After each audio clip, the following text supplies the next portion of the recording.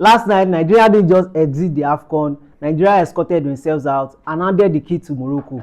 What is going on? This is not the first time. This happens all the time. Morocco knocked us out in 90 minutes of football, no extra time, 0 goals, then penalties, and Nigeria remembered why this tournament has a reputation for heartbreak. The pain feels like what we are already used to. The referee, though, on the other hand, he had a disgusting performance.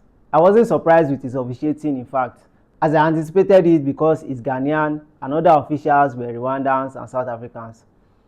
All these countries are countries that dislike us and they were the ones on duty, so we knew what to expect. This man officiated like he left his whistle in the hotel room and his eyes were only seeing fouls on Morocco but not for us. Consistency was imaginary in this game.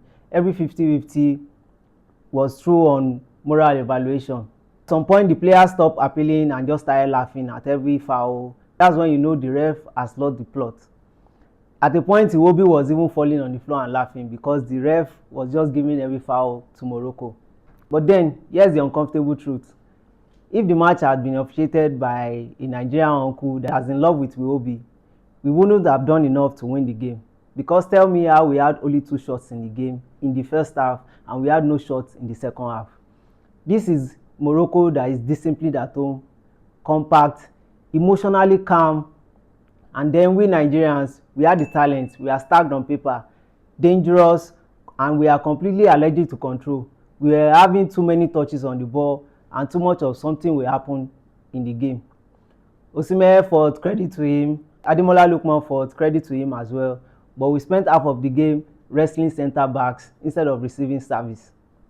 Lookman had moments and then he disappeared like Nepal light and struggled to create anything with Osimhen or Ako Adams. Our midfield was almost non-existent as Onyedika struggled to create anything in Indi's absence.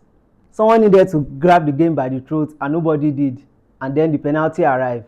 This is nobody's game and anybody could have taken it. Then Morocco stepped up and their kicks were like adults, though the first one was saved by Nwambali. Nigeria approached the sport like we were apologizing in advance. A soft strike from Chukwueze and all our hopes were dashed. I don't know how somebody takes penalty in a soft way like that. Bruno also came on to take his penalty and he just sealed our heartbreak as he shot his ball to Bono.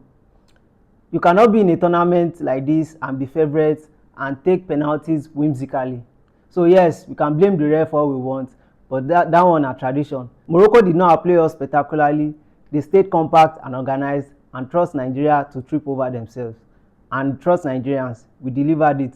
Another chapter has ended for us again in this AFCON, and this is a long book of how did this happen again.